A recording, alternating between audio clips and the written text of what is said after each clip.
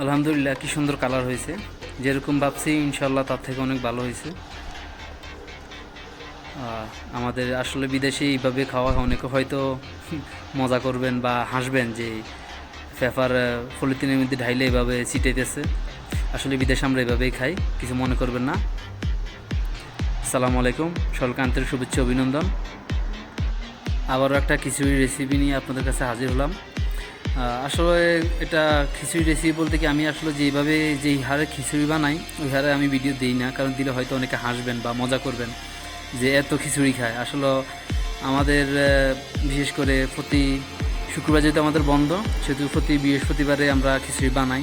আর এছাড়াও তার মধ্যেও যদি কখনো সময় পাই বা মন চায় হয়ে যায়। একটু সবজি কম, তারপরও যা পাইছি হাতের কাছে তা নিয়ে শুরু করছি। এটা হচ্ছে লাউ, সাথে আছে আমার কুমড়া, এটা অস্ট্রেলিয়ান কুমড়া। লাউ কিছু অংশ ফেলাই দিলাম, কারণ বেশি দিলে আবার লাউ বেশি, আর সামনের অংশটা বাতি। সাথে গাজর, টমেটো, অন্যান্য সবজি তো আছেই। আর ভিডিওটা আমি একটু ফরওয়ার্ড করে দিচ্ছি, কারণ বেশি বড় হয়ে যাবে, নাহলে ভিডিওটা অনেকে বিরক্ত বোধ করবেন।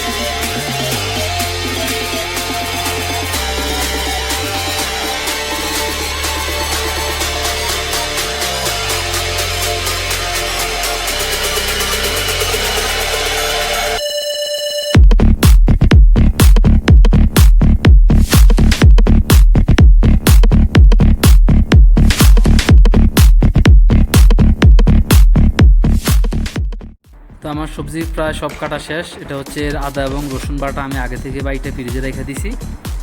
আর হচ্ছে ডাউল এবং চাউল। তো ডাউল চাউলটাকে আপনি ভিজিয়ে রাখবেন, তাহলে একটু ভালো হয়। ডাউলটা এবং চাউলটা ফুলবে, রান্না করতে তাড়াতাড়ি হবে। তো আমি যেহেতু আমাদের কারেন্টের চুলা, সেহেতু আমি হিটারে প্রথম পাতিলে বসিয়ে নিচ্ছি। এবার পরিমাণ মতো তেল দেব। আমি আমার পরিমাণ মতো দিচ্ছি। আপনারা যদি বেশি খান তেল, তাহলে একটু বেশি দিবেন, যদি কম খান তাহলে কম দিবেন, কোনো সমস্যা নাই। আমি আমার পরিমাণ মতো দিচ্ছি।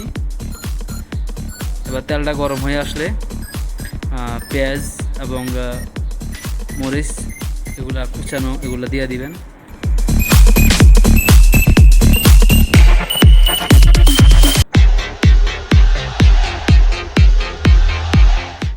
একটু ভালো করে নাড়িয়ে দিবেন, যাতে একটু লাল হয়।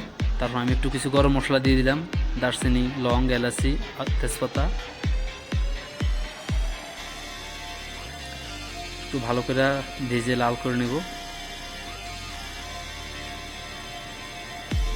কারণ আমি পাকাইতেছিও একা, আর ক্যামেরাও করতেছি, ভিডিও করতেছি আমি একাই। এই জন্য হয়তো ভিডিওটা একটু না আসা হইতেছে, কিছু মনে করবেন না, তার জন্য আমি আন্তরিকভাবে দুঃখিত।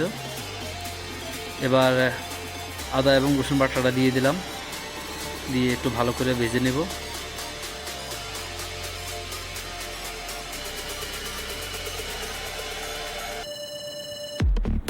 তো লাল হয়ে গেলে এরকম দেখেন, একটু ভিডিওটা কেটে কেটে নিয়ে নিচ্ছি, কারণ টানা ভিডিও করলে প্রায় ঘন্টার মতো হয়ে যাবে। সেজন্য আমি একটু ভিডিওটা কেটে কেটে দিচ্ছি, যেহেতু আপনাদের খুব শর্ট তাড়াতাড়ি হয় ভিডিওটা। এবার এগুলা ভাজার পর আমি মশলা দেব। এটা হচ্ছে মিক্স মশলা, যেটা দারচিনি, লবঙ্গ আছে, বিভিন্ন আইটেমের মশলা, এটা বাজার থেকে কিনতে পাওয়া যায়। আমি একটু মিক্স মশলা দিচ্ছি। এবার দেবো হলুদের গুঁড়া, এটা হচ্ছে হলুদের গুঁড়া, পরিমাণ মতো হলুদের গুঁড়া দিবেন।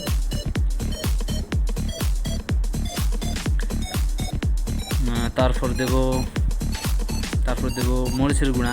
এই মরিচটা ঝাল না, এটা শুধু কালারের জন্য আমি একটু দিয়ে দিলাম। আপনারা চাইলে দিতেও পারেন, না দিলেও সমস্যা নাই। তারপর একটু ভাজবো যাতে পোড়া না যায়, মশলাটা যদি পোড়া না যায় সেই পরিমাণে ভেজে একটু পানি দিয়ে দেব। তার আগে একটু টমেটো দিয়ে দিলাম, কারণ টমেটোটা যাতে ভালো করে গলে এবং মশলাটা যাতে না পোড়া যায়। একটু আটকে আইতেছে, তো আমি মশলাটার সাথে পানি দিয়ে দিলাম। একটু পানি দেবো, বেশি না, যাতে আবার একবার কমও না, যাতে মশলাটা একটু ভালো করে কষানো হয়।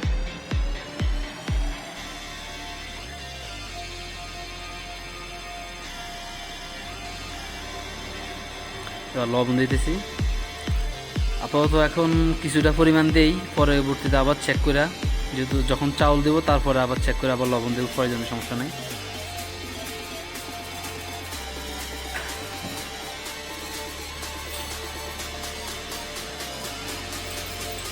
একটু ভালো করে নেড়ে চেড়ে ঢাকনা দিয়ে দেবো।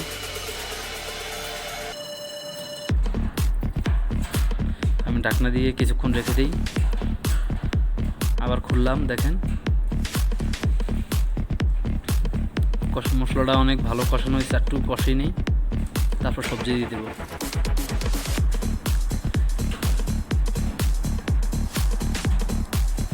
এবার সবজিটা দিয়ে দিচ্ছি। দেখেন এখানে আমার যেই সবজিগুলো কাটলাম, সব আইটেমের সবজি একসাথে, আলু, লাউ, কুমড়া, গাজর, সবগুলোরে ভালো করে কষিয়ে নিতে হবে, যাতে ভালো করে কষে, তা না হলে আমার চাউলটা যেহেতু তাড়াতাড়ি হয়ে যাবে। দেশের লাউটা একটু দেরিতে সিদ্ধ হয়, আমার কুমড়াটা গলে গেল, আলুটা গলে গেল, কিন্তু লাউটা গলতে চায় না। দেখেন কুমড়া প্রায় দেখাই যায় না, আলুও অনেকটা গলার মতো, কিন্তু লাউটা এখন চাই আছে। দেখেন ভালো করে কষানো হয়েছে। আপনারা চাইলে আরও ভালো করে কষাতে পারেন, আর যদি মনে করেন যে একটু গোটা গোটা খাইবেন বা দেখা যায় যাতে সবজিটা দেখা যায় ওইরকম খাইবেন, তাহলে আরও কম কষাইলেও হবে, সমস্যা নেই। কারণ এখানে আমি যে কয়টা মশলা আইটেম দিই সবগুলাই কাঁচাই খাওয়া যায়।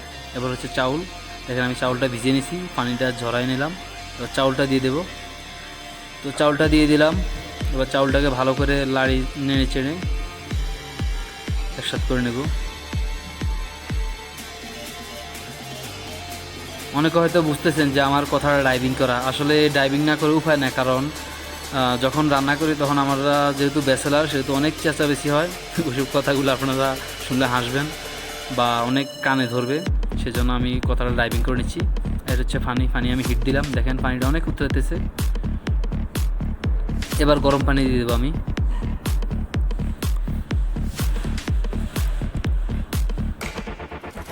তো পানিটা আমি আমার পরিমাণ মতো দিচ্ছি, আপনারা আপনার চাউলটা যে পরিমাণে এবং তার থেকে 3 গুণ বেশি দিবেন, কারণ তাহলে খিচুড়িটা ভালো হবে। যেহেতু আর যদি আপনারা শুকনো খিচুড়ি খান তাহলে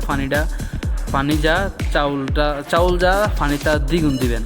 তা আমি নরম খিচুড়ি আনতেছি, আপনারা দেখছেন প্রথমেই।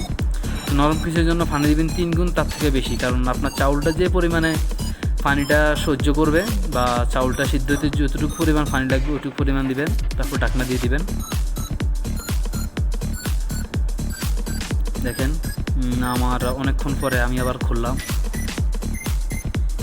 চাউলটা যখন এরকম হয়ে আসবে, পানিটা কমে যাবে, তখন আপনি একটু ঘন ঘন নাড়াচাড়া করবেন, কারণ তা না হলে নিচ দিয়ে আটকে যাবে, মশলার মধ্যে আটকে যাবে।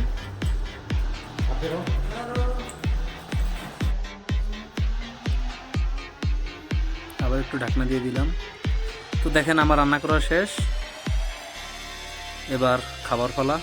তো আমি চুলা থেকে নিয়ে যাচ্ছি।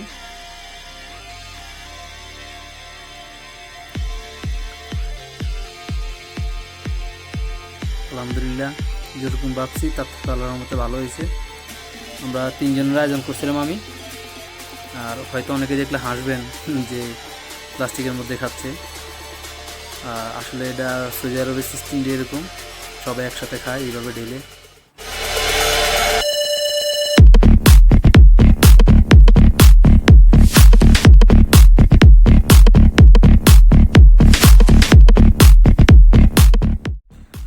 যারা এখনও সাবস্ক্রাইব করেন নাই অবশ্যই সাবস্ক্রাইব করবেন এবং বেল বাটনটি অন করে দিবেন।